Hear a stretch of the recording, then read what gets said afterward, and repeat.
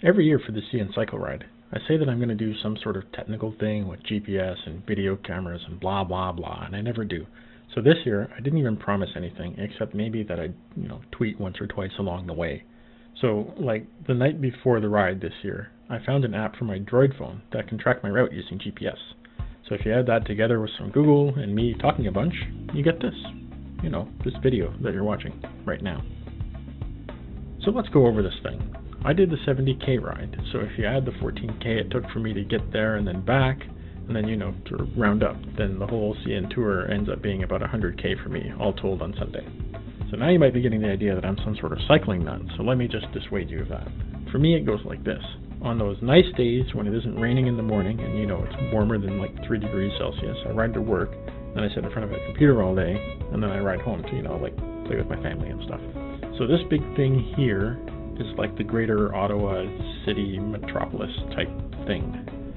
So down over here you've got your Stittsville, and over here is your Canada, and that's where I used to live, sort of right there by that red dot. And then over here is Nepean, and that's where I live now, and I also, work there too, so my ride to and from work is a lot shorter. So this, in 15 seconds, is my commute from work to home, which takes me 15 minutes to do in reality. So that's me, 7.5 kilometers to work, 8 hours at a desk, 7.5 kilometers home, 15 kilometers and maybe 35 minutes a day of cycling. No. So now, let's put Sunday on the map. So there's my ride to in the yellow, and there's my ride from the CN Cycle in green, and this big light blue one here is the actual CN Cycle tour itself. So all this stuff, let's actually put the one from work to home on there. So all this stuff is about 13 times that little tiny trip that I take every day there. So I pretty much went from one end of the city all the way down and over and across to the other end, and then all the way back again. Okay, so here we go. Let's start the tour, and we can go through in just a few minutes what basically took me 3 hours to ride. So here we are at the start at the Canadian War Museum on the Ottawa River Parkway. There's me walking my bike over to the start line, which is basically right here. And there's this huge crowd of cyclists who are all going to do the 70K tour, all sort of queued up and getting ready to go. And so here we go. So it's not terribly obvious at this playback speed, but way back at the beginning in this giant crowd of cyclists all clogging the road, it took about 1 kilometer of slow going before the crowd actually thins out enough and we can get up to speed. And so one of the cool things is the sound of all these gears shifting around you all at the same time. And another cool sound is the sound of all these bike tires as we hum along the ground. So I got up late and left home at 8 in the morning, and it took about half an hour to get to the War Museum, and the thing actually starts at 8:30, so I thought that I might be late. And as I rode down the Ottawa River Parkway, which is this one right here, except going in the other direction. Here's the first turn around. Anyway, I thought I might see this crowd of cyclists coming down the road, and so I would just sort of, was prepared to turn around and sort of join them. But I actually got to the War Museum right at 8:30 on the dot. Oh, there's a little pause right there. There's a rest stop there, and I'll tell that story in a bit. Anyway, I got there at 8:30 on the dot. Everyone for the 70K tour was all lined up and sort of getting ready and listening to Max Keeping and Stuntman Stu talking, doing their radio thing. So I even had time to take a quick pic with my phone before sort of joining the big crowd for the big start.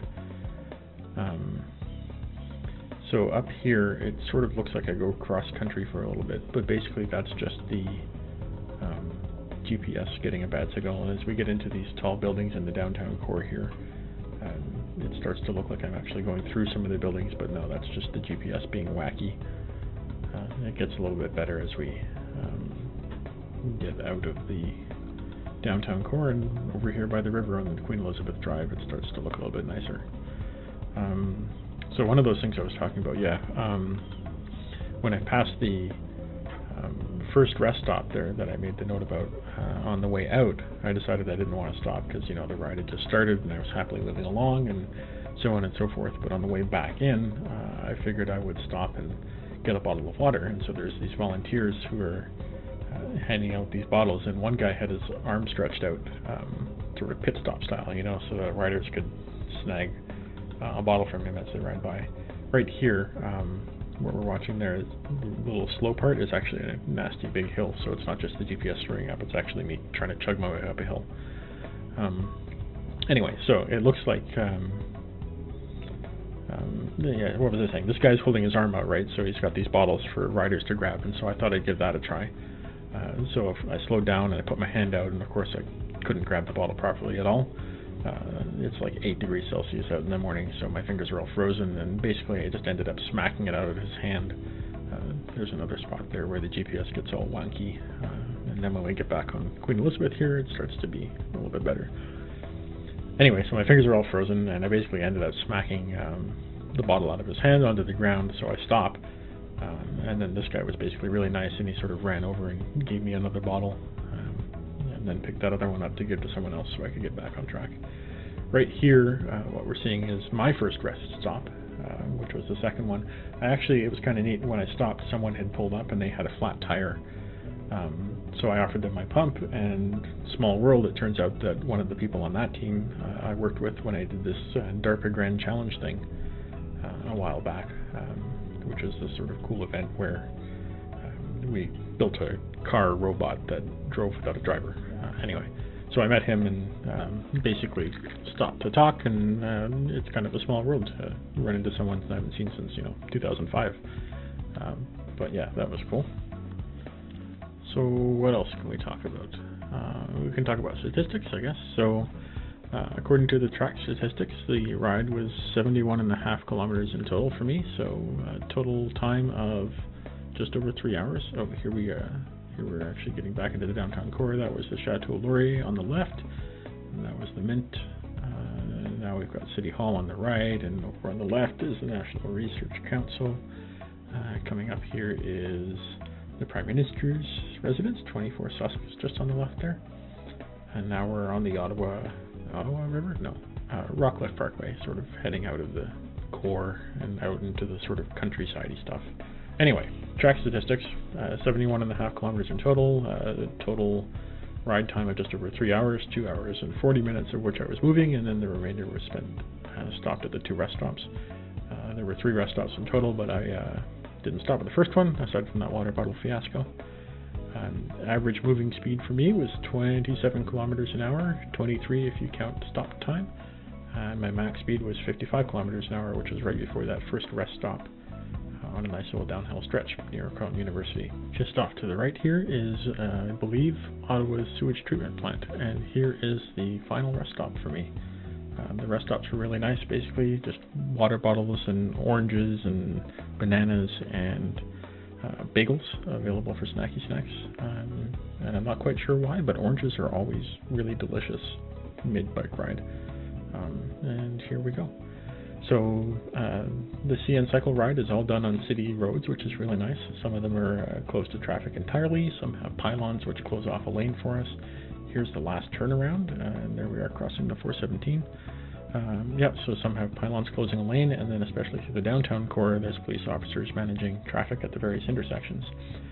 The event itself is not just the 70k ride, there's also a more family-friendly 35k ride, and then another 15k one for cyclists and inline skaters as well. And then there's a 5k and a 2k walk as well, all starting at the War Museum at various different start times, so that they all end up coming back there around noon. And at the War Museum itself, there's lots of family-friendly stuff to do. There's a petting zoo, inflatable slides, play areas, and other stuff going on. And the ride this year was just great. Weather was fantastic, sunny, not too windy, and just about perfect. So here I'm slowing the speed down, and we can start going back at normal speed. I had it sort of sped up there to get through the sort of countryside-y part. So yeah, weather was great, and just like last year, got a sunburn on my neck and arms again. Just passing the US Embassy here. We turn in front of the Chateau Laurier, and this part is actually quite slow because there's a nice big uphill going in front of the Parliament. And then the very home stretch back to the War Museum. So if you're watching this, it's probably because you got a linky link from an email I just sent to all you folks who sponsored me. And together we raised $620, which is just fantastic. My personal goal was 600, so we totally nailed it. The event itself raised $652,000, making us responsible for about 0.1%, which is pretty wicked. Go us! That's up $32,000 from last year, and it beat the event goal of $600,000. And all told, about 5,000 people participated in the event this year. So thank you guys so much. It was a great day, and you guys were great sponsors. And thanks for watching.